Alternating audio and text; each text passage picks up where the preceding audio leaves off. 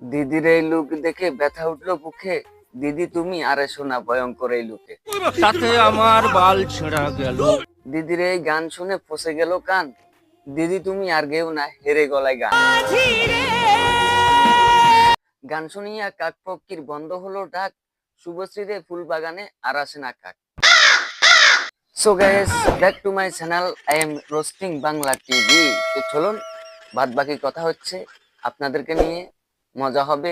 একটু ধৈর্য সহকারে বসুন, আমি ভিডিওর ইন্ট্রোটা দিয়ে আসি। লাগাও ইন্ট্রো। নামাজ বাদ দিও না বন্ধু, নামাজের মতো সুন্দর ইবাদত আর কোথাও নাই। তো রিসেন্টলি শুভশ্রী এই লুকে আমাদের সবার সামনে হাজির হয়েছে। ভাইও বলবো কি আর, শুভশ্রীর এই লুকে দেখি অনেকে বলতেছে শুভশ্রী নাকি টাওয়াল পরে ইভেন্টে চলে এসেছে। আর আমি বলি কি ভাই, আসতেই পারে, কারণ এটা হচ্ছে বড় লোকদের ফ্যাশন। ও মা, ওনারা বড় লোক। অনেকে বলছে শুভশ্রী দি শ্যাম্পু দিয়ে জল দিয়ে মাথাটা ধুইতে ভুলে গিয়েছে। হ্যাঁ, ভুলে যেতেই পারে ভাই। বড় লোকরা যদি কোনো কিছু ভুলে যায়, ভুলে যাওয়ার পরেও কিন্তু তাদের ওইটা ফ্যাশন হয়ে যায়, সেটা তোমরা বুঝবে না রে ভাই। এইসব বুনেদি ব্যাপার তুমি বুঝবে না ভাই। তোমাদের যাদের শুভশ্রীদের এই লুক দেখার পর চোখের গুমড়িয়ে গেছে, তারা এবার কুমায় যাওয়ার জন্য প্রস্তুত হয়ে যাও, কারণ তোমরা এখন শুনতেছো শুভশ্রীদির গান। হ্যাঁ, তো আমরা এখন শুনতে চলেছি সেই যুগান্তকারী গান। বাট তার আগে আমি একটা কথাই বলে রাখি, যারা দুর্বল হৃদয়ের ব্যক্তি আছো তারা এখনই, কারণ গান শুনে কারো পান চলে গেলে তখন তার ফটোর উপরে টাঙানো হবে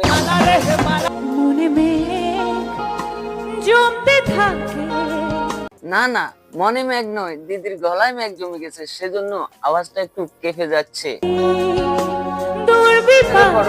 তুমি দুর্বিভাগে পড়ো না, বরং আমরা দুর্বিভাগে পড়ে গেছি তোমার এরকমের গান শুনে।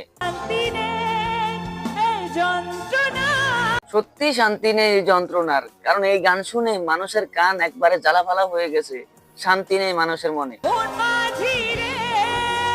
আরে মন মাঝি তুই কোথায় আসিস? আরে মন মাঝি তুই কোথায় আসিস? এখনই তুই এখান থেকে পালিয়ে যান, তা না হলে এই গান শুনলে তোর কানের পর্দা টর্দা একবারে ফেটে যাবে। বাপরে, এটা কি গান গাইতেছে নাকি মাইক দিয়ে কাউকে ধমক দিতেছে? দাদা ও দিদিরা, বাড়িতে যদি কোনো বাচ্চাই কান্নাকাটি করে, কথা না শুনে, তাহলে শুভশ্রীদির এই গানটা একবার চালিয়ে দিও। আর তোমাদের যদি কারো পায়খানা না হয়, তাহলে একবার টয়লেটে নিয়ে এই গানটা ছেড়ে দিও, দেখবে হাগু এমনিতেই বের হয়ে যাবে। আরে আমি তো সত্য কথাই বললাম। না, মন মাঝি তো আর ফিরবে না গো দিদি। দেখো দিদি, মন মাঝি যদিও বা ফিরতো, তোমার গলায় গান শুনে সে আর কোনোদিনও ফিরবে না।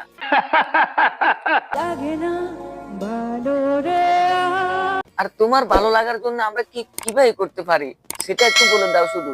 বাট তারপরেও তুমি এই গানটা আর গেও না রে বোন। এই গানই যদি সকলের অশান্তির কারণ হয়, হ্যাঁ, যদি অশান্তি হয়ে থাকে তাহলে এরকমের গান গাওয়ার কোনো দরকার নেই।